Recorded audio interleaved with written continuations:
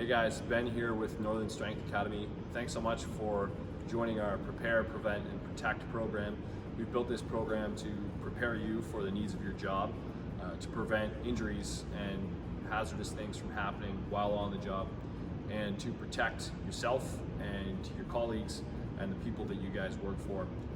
We appreciate what you guys do, and we want to help prepare you the best we can with the best training that we have available to you. So I'm going to walk you guys through how this program works by just sort of walking you through your team builder here.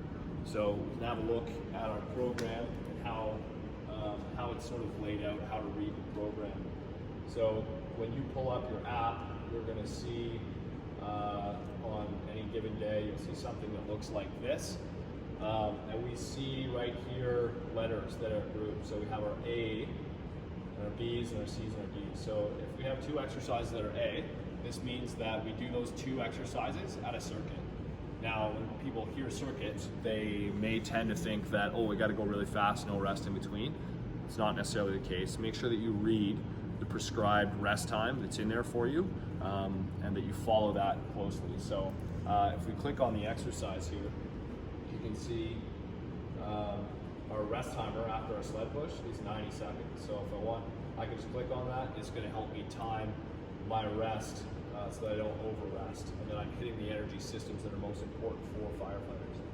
As I go through this, I always have videos here that I can follow for every exercise. So I made YouTube videos for you guys for absolutely everything you need to do with thorough explanation on how to do exercise. If any of these exercises you're unable to do because you don't have the equipment, or if you're injured, you can give a reason for why you're not going to do this exercise, and you can opt out for a similar to exercise. There's lots of things that you can pick in here with videos attached that you can do instead of that exercise. Ideally though, we want you guys to do the exercises exactly how they're programmed. So if you need to decrease the range of motion or lower the weight, that's fine, but do your best to follow the program exactly on the days it's programmed and do the exercises that we've asked you to do. One thing to think about as we structure this program, not everyone's going to be in the fire hall for those Monday to Friday days. We understand that. So I've given you some more detailed notes on how you can rearrange your program. It doesn't necessarily have to be done Monday workout on Monday. You can adjust that a little bit. So just be sure that you read the need to know note in the program so that you know how you can modify your program if you need to. Okay, so moving on, we're going to talk about journal. So we have a look up here. We've already talked about opt-out and how you can do that. So if we go to journal, this is just an opportunity for you guys to write any notes that you want for next week. Right? And then next week when you pull up your history, you'll be able to see that that's the note that you wrote last week. So when we want to see our history, so every time we've ever done this exercise, there it is. So October 31st, yeah, I did it, 3 sets, marked incomplete. This stuff go lighter next week. But I can actually see in the past the weight that I've done for every time I've done this exercise, so that I have a pretty good idea how much I should do today.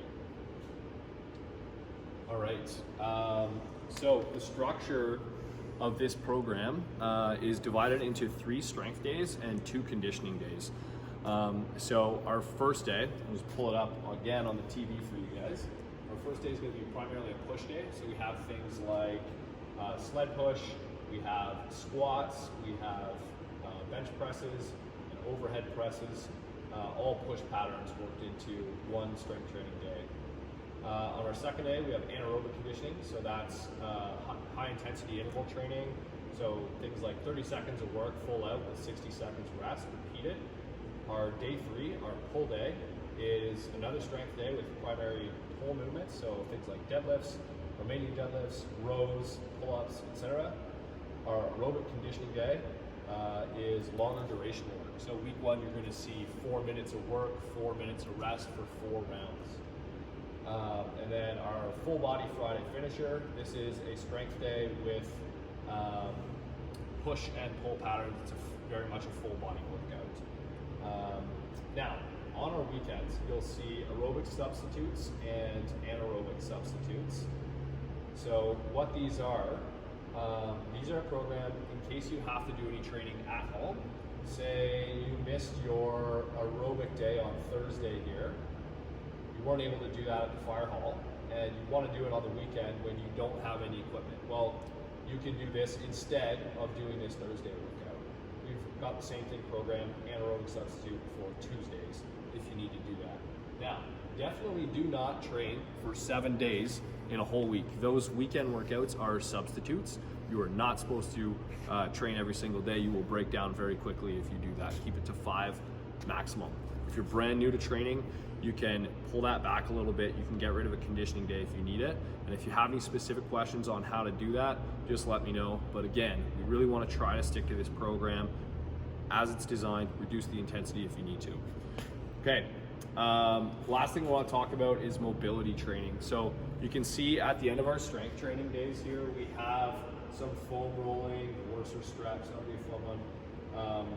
Just a couple of mobility things. There's really not that much for static stretching and rolling, but every single day you guys have your warm-up, your dynamic warm-up, which is actually a much better way for you to try to improve your mobility than static stretching is. That's why we didn't program static stretching very much, because this stuff is actually much more effective. Now, another important note about improving mobility is that you'll notice as you watch these videos that all these exercises are done with really deep, full ranges of motion. So I very much encourage you to do that and sacrifice adding weight. We don't really care about lifting super heavy in those first couple of weeks. Make sure that you're getting deep range of motion, and the strength will come after that. That's a great way to improve your mobility by doing it in your strength training. It's way better than doing static stretching. That's all I'm going to gab to you guys about today for getting started. Make sure that as you go through, you record all of your weights, your reps. That's really going to help me evaluate the program and make sure that it's doing what we want it to do for you, that it's working. Thanks so much, and feel free to shoot me any questions in your journal, and we'll be in touch.